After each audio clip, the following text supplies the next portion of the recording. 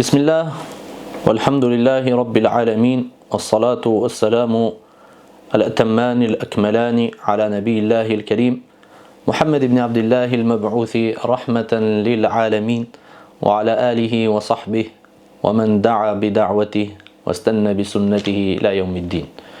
Allahun e madh falenderojmë, salavat dhe selam bi të dashurin e Allahut, Muhammedin sallallahu alaihi wasallam dërgojmë, i familjen e tij, shokët e tij, dhe të gjithë ata të cilët e ndjekin, pasojnë, trasojnë, e përcjellin, i mësojnë njerëzit drejt sunetit të Muhammedit sallallahu alaihi wasallam deri në ditën e fundit të kësaj bote. Të nderuar besimtar, ashtu edhe siç lajmëruam se në këtë ligjërat do të fillojmë me serialin Sunetet të harruara të Muhammedit sallallahu alaihi wasallam. E prej suneteve të harruara të Muhammedit sallallahu alaihi wasallam në aspektin apo në tematikën e abdesit do të fillojmë me të. I pari sunet thot al-mubalaghatu fil istinshaqi fil wudu. Thot teprimi, marrja apo futja më shumë ujë në hund dhe tërheqja lart gjatë marrjes së abdesit. Ky e vëllezër është një sunet që në kohën tonë është paksuar dhe ne i kemi vërejt njerëzit gjatë marrjes së abdesit. Shumica e tyre kur është përlajnë, kur bëhet shpëlarja e gojës edhe e hundës, gjatë tërheqjes së ujit apo futjes së ujit në und, nuk e tërheqin lart ujin. E tërheqja lart në und ujë është prej sunetit të Muhammedit sallallahu alaihi wasallam. Ne i shohim njerëzit të cilët kur marrin abdes vetëm fusin pak ujë këtu në fillim të undës. Dhe fare nuk e tërheqin lart.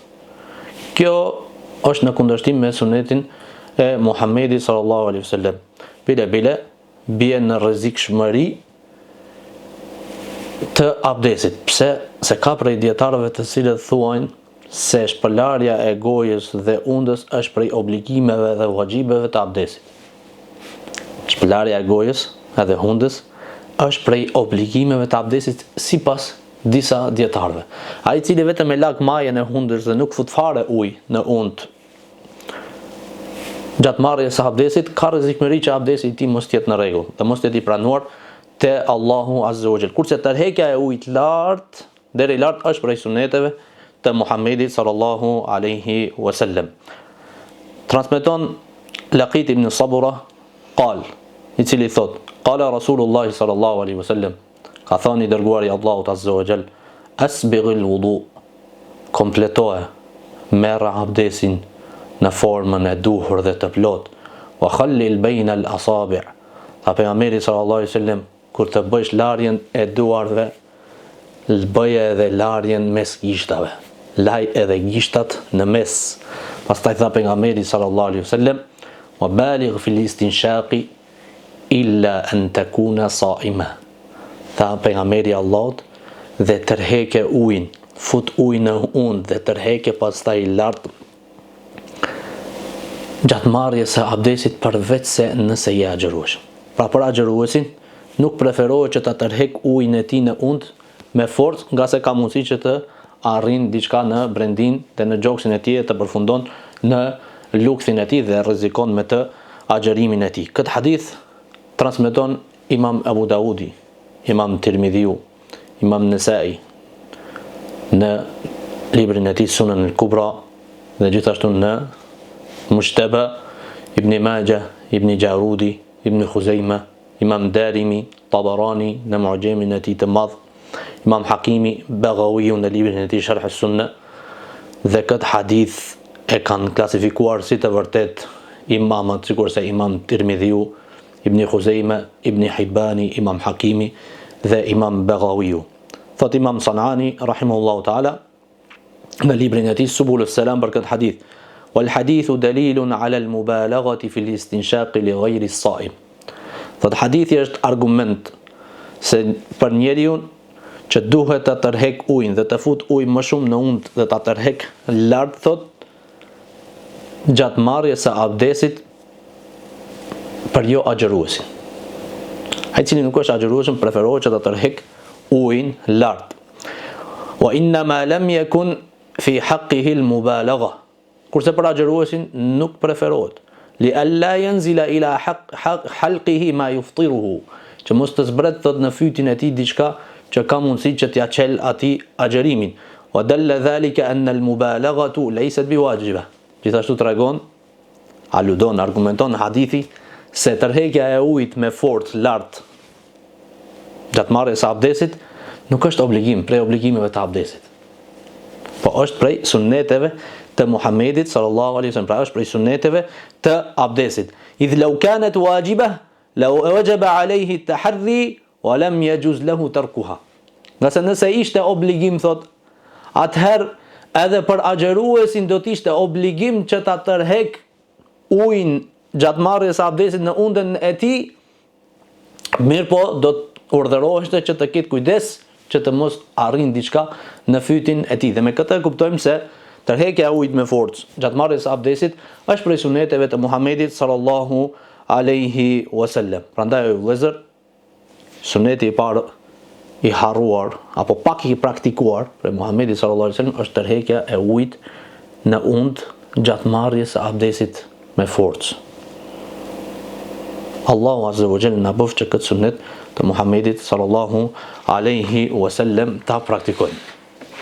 Kurse suneti i dytë që pak për njerëzve e praktikojnë, ose thuaj se shumë pak e praktikojnë muslimanët gjatë marrjes së abdesit, ajo është përlarja e gojës dhe hundës 3 herë në të njëjtën kohë. Pra shpërlan gojën dhe hundën bashkarisht, duke mos e veçuar. Shumica e njerëzve kur marrin abdes çka bëjnë? Një herë e shpërlajnë gojën e pastaj e shpërlajnë veçmas hundën 3 herë. Kjo nuk është prej udhëzimit të pejgamberit sallallahu alaihi wasallam.